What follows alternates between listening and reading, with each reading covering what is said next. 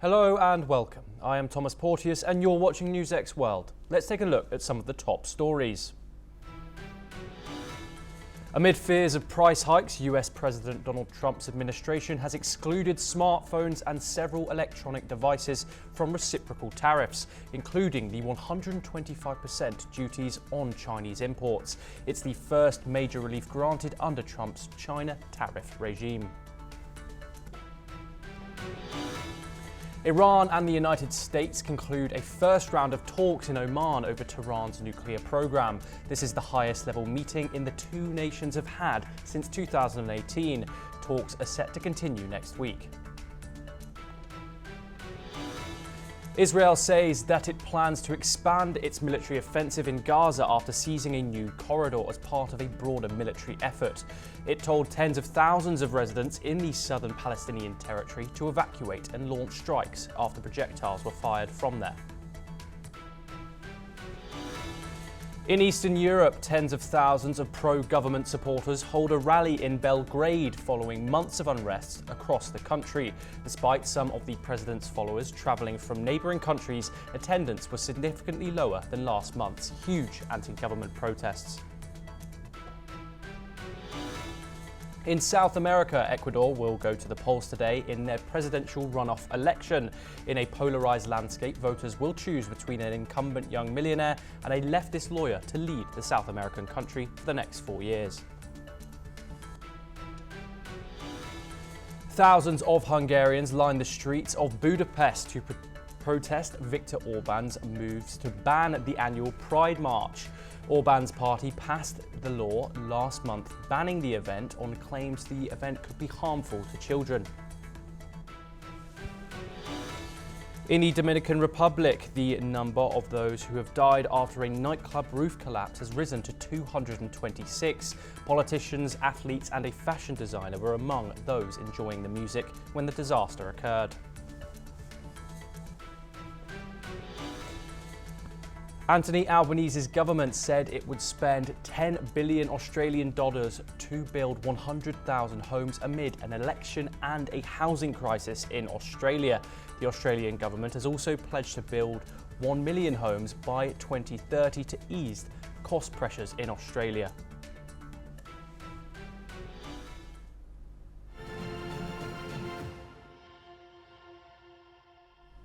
Our top story today, in a significant shift, the Trump administration has exempted smartphones, computers, chips and other electronics from steep tariffs, including the 125% levies on Chinese imports.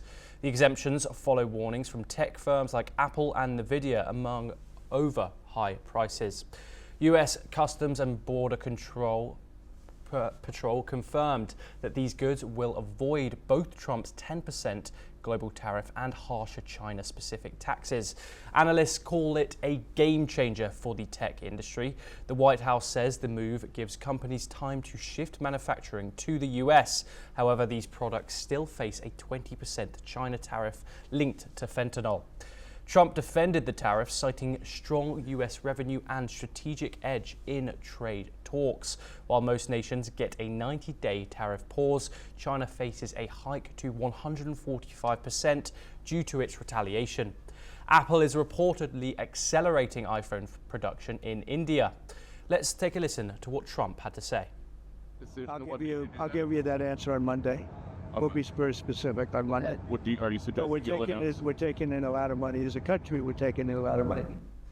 We are joined by Quinton A. Hitchcock, USA Affairs expert located in Houston, to join us to discuss this further. Thank you very much, Quinton, for joining us. How significant is this decision made by Donald Trump to roll back these tariffs on smartphones and other tech? I think it's very significant. This is a very big day for companies like Apple, Nvidia, Microsoft, and many others.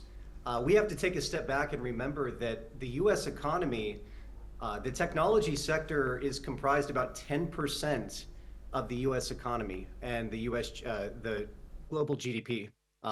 So that's about $2 trillion. So it's very significant that the administration is going to go ahead and make it easier for these tech companies to get their products in America. Something else I want to use as an example is probably the most popular technology product, consumer product in America, and that's the iPhone. The iPhone is something that almost every household in America has. And just as an example, about 90% of the production of an iPhone is done in China. Economists have estimated that if an iPhone was built entirely in the US, the cost of an iPhone would triple. So that gives you an example of just how significant a lot of these tariffs can be, specifically with technology. So I'm glad that the president is doing this, and I expect this to be something that stays. Quinton, what do you make of Donald Trump's decision-making in this regard? So this whole tariff saga, obviously his plans look very different to what they were when they were first announced. How do you analyze his decision-making when it comes to kind of, some would say, last-minute decision-making in policy decisions like this? Well, I think everybody knows that Trump is very unpredictable. Okay, I think that goes without saying. Trump does not want to affect the U.S. economy any more than he already has. I think he knows that the more we talk about tariffs, the more unstable the market is going to be in America and elsewhere. So he's very, very protective of his legacy. And I think that there's a lot of political implications on this as well. Remember, in the United States, we have a midterm election here in about 18 months. And that is going to be highly reflective of his performance and how voters view him and his first 2 years in office. So it does not surprise me that he has done this with technology, but I think he is going to have to really get more consistent with tariffs if this is going to be something that is going to play in his favor. Yes, Quinton, obviously the iPhone markup was something that was quite significant in public discourse. Is there anything else that we could expect a rollback on in regards to the tariffs, especially imports from China? And how is this going to affect these imports from China into the United States? Well, technology is going to be at the top of the list. Okay, I can promise you that's going to be his top priority. China does have some leverage with something that's totally unrelated, and that is rare earth minerals and rare earth materials.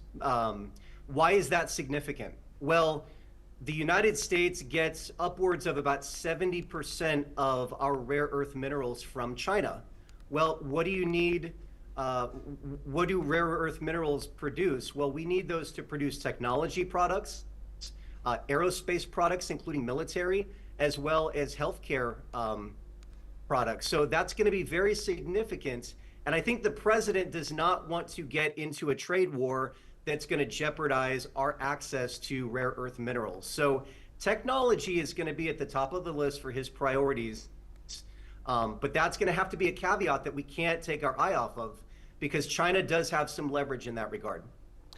Please, could you delve into the importance of these big tech firms in the United States, such as Apple, such as Nvidia, such as Microsoft, and the sigh of relief that they will be gasping today after these tariff breaks have been announced?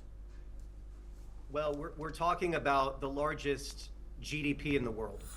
And in that GDP, the technology sector is responsible, depending on the year, for about 10% of the United States' GDP. So we're talking a significant force in the American economy. This is something that could be responsible for crashing our stock market. The prosperity of Americans is at stake when it comes to the relationship that our technology companies have with our government, and how easily and freely they're able to do business, which includes manufacturing their products.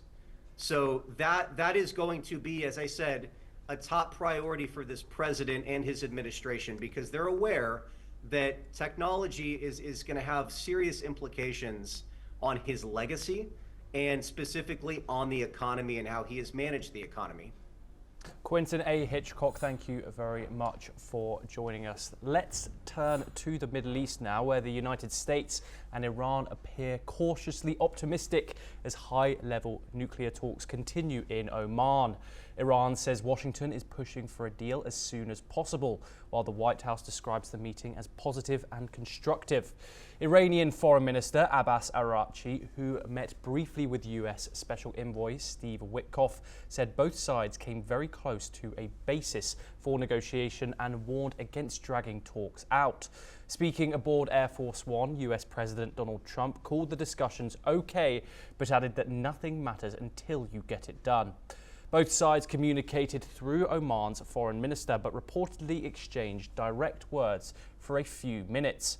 Both nations say the tone was respectful. Iran, under economic strain, is eager to ease sanctions, while the US hopes to prevent Tehran's nuclear escalation. Abbas Araghchi also confirmed that the US and Iran will meet again next Saturday for a second round of nuclear talks. Discussions will remain high level, with Oman hosting, though the venue may change. Let's have a look at what he said after the meeting. جلسه من فکر میکنم به مبنای مذاکراتی خیلی نزدیک شدیم و اگر در جلسه آینده بتونیم مبنا رو قطعی بکنیم فکر میکنم که بخش زیادی از راه رو رفتیم و میتونیم بر اساس اون مبنا گفتگوهای واقعی رو. نه ما و نه طرف مقابل خواهان یک مذاکره بی حاصل، به اصطلاح گفتگو برای گفتگو، اتلاف وقت، مذاکرات فرسایشی اصلا نیستیم و هر دو طرف آمریکایی هم گفتند که اونها هم مطلوبشون یک توافقی هست که در کوتاه‌ترین زمان به دست بیاد، ولی خب این کار آسانی هم قطعا. We are now joined by Dr. Punsawa Amara Singh, Koltawala Defence University, located in Colombo, to discuss this further. Thank you very much. Dr. Amara Singh, how would you describe this meeting and why would you say it's so significant? And what would be the ideal solution for Donald Trump, as he puts it, to get this deal done? What do both sides want to get out of this deal? Well, I think first and foremost, this meeting facilitated by Oman is not a Sputnik moment as everyone assumes to be, because we know for a fact Trump is by nature unpredictable, and at the same time the Iranian regime seems to have been compelled by the circumstances that it encompassed for past 18 months to enter this agreement. If you just look at the geopolitical tension which is going on in the Middle East, Iran has been severely hit hard by the Americans and its allies. The Houthis are being targeted. Iranian economy is in the havoc. So Iran seems to have no other options except joining this deal for the moment. But what strikes me the most is that the discussion and the resolutions coming from this discussion seems to be quite vague.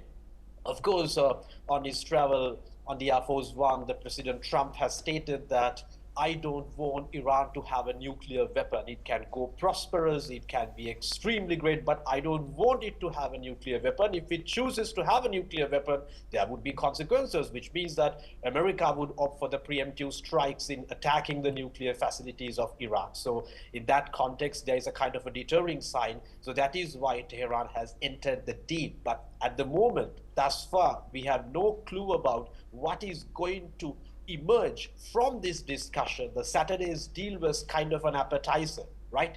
So they have not yet been able to reach a meaningful resolution or a solution through this discussion, which is something yet to come.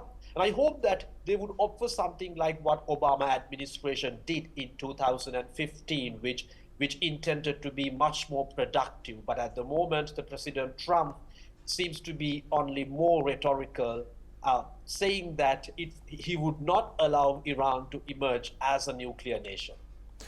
Dr. Amara Singh, what do you think of the communication between the two countries? Obviously, we saw threats, we saw Truth Social posts before, we saw the matter of direct talks or indirect talks. During this meeting, we saw the two countries exchange through the foreign minister, but then at the end, we saw direct communication between the two countries. What do you make of this communication between the diplomats from the United States and Iran? Well, I think from a very optimistic point of view, that seems to be quite a good move, because this Saturday's meeting seemed to be the first meeting initiated by the Trump's administration since 2015. So as a matter of fact, for past 10 years, both the countries have not had a single meeting with each other. So this should be taken in good spirit. But I would say that they would go ahead with certain resolutions. But I mean, as the previous commentator who spoke a moment ago clearly stated, that Trump is by nature unpredictable. Even the Trump's move must have been a shocking reaction for the Israelis, who would not like such a dealing between Washington and Tehran. Well, as a matter of fact, that Israelis would always prefer a harder way, kind of, the militant way in terms of dealing with Tehran. But I would say that this meeting of Saturday should be just taken as an initiative moment before proceeding to much more constructive dealing in the days to come. Dr. Amara Singh, thank you very much for joining us. We once again move on, continuing with the Middle East. Israel's defense minister has announced its military will soon vigorously expand its offensive throughout the most of Gaza. Israel's military also issued evacuation orders for Khan Yunis and its surrounding areas, saying it was preparing to carry out airstrikes in response to the launch of projectiles from Gaza, which Hamas has claimed responsibility for. Israel resumed its strikes against Hamas on the 18th of March following the collapse of a 2-month ceasefire. Since then, it has seized large areas of Gaza, displacing hundreds of thousands of Gazans once more. The military has already seized land running along the entirety of the Palestinian territory's borders, which it has characterized as a buffer zone to prevent attacks. Israeli officials have said the ongoing strikes aims to pressure Hamas into freeing the 59 remaining hostages still held in Gaza, 24 of whom are believed to still be alive. Meanwhile, in Gaza, the Hamas-run health ministry said on Saturday that 21 people had been killed in the previous 24 hours and a further 64 have been injured. We are joined by Ruben Johnson, foreign affairs expert, live from San Francisco to discuss this further. Ruben, thank you very much for joining us. What do you make of this announcement that this Israeli offensive is going to expand in the Gaza Strip, further evacuation orders, further, some would say, displacement of Palestinian citizens? First of all, thank you for having me, and thank you for the question. You have to understand there's an awful lot of domestic politics involved in what's happening in Israel. First of all, tonight is the beginning of the famous, or one of the most important Jewish holidays, Pesach, or Passover, began tonight, and that's a central point in most Jewish families' lives. It's every time you have the Passover Seder, you say, when you say next year in Jerusalem. And of course, these 59 hostages still being held and are not reunited with their families. They've been held since October of 2023. So there's a huge push by the Netanyahu government to come to some sort of a resolution to get these remaining people free. Secondly, there is a difficulty in the Israeli economy right now. They've had these reservists. I mean, a large portion of the Israeli military are reservists. They're not full-time active duty soldiers, airmen, sailors. And they've been now fighting for more than a year and a half. And this is causing tremendous damage to the Israeli economy. So a lot of this is prompted by these domestic political concerns and the Netanyahu government trying to survive and they're trying to prove that they can still provide a common defense for the country.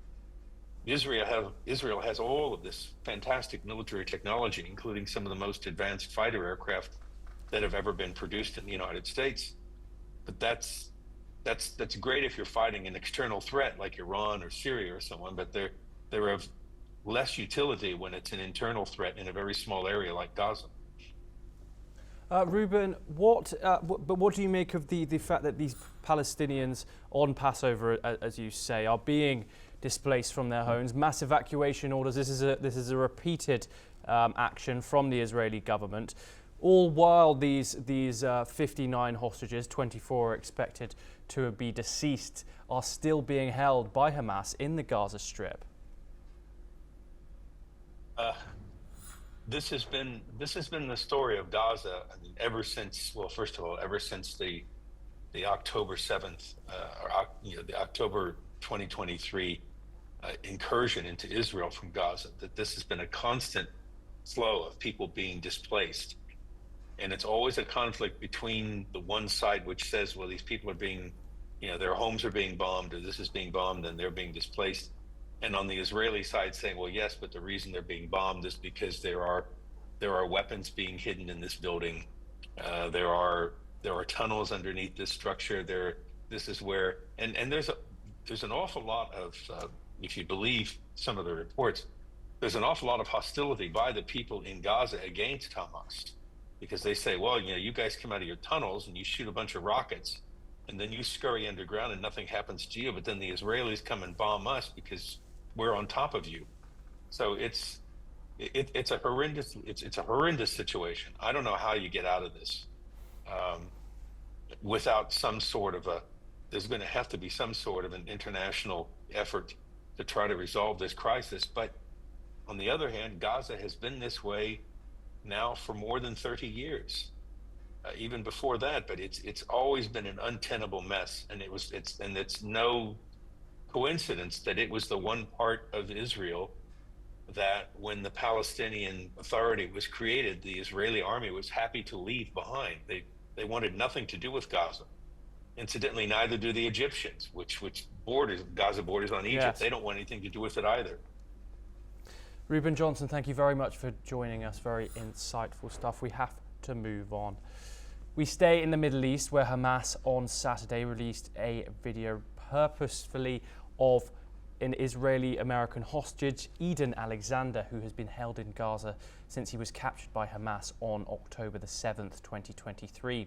The undated video, the man who introduces himself as Eden Alexander, states he has been held in Gaza for 551 days.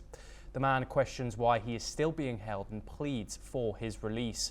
The edited video was released as Jews began to mark Passover, a week-long holiday that celebrates freedom. Alexander's family released a statement acknowledging the video that said the holiday would not be one of freedom, as Eden and 58 other hostages in Gaza remained in captivity. As the war is in its 18th month, Hamas has released several videos over the course of the war begging to be released. Israeli officials has dismissed the videos as propaganda that is designed to put pressure on the government.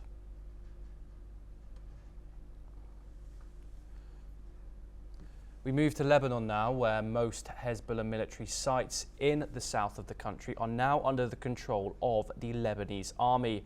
That's according to a source close to the group.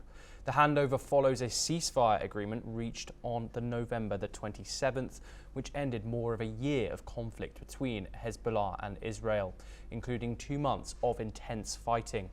The deal requires that only United Nations peacekeepers and Lebanese troops operate the south of the Litani River, around 30 kilometers from the Israeli border. The source says Hezbollah has so far handed over 190 out of 265 identified military positions in the area.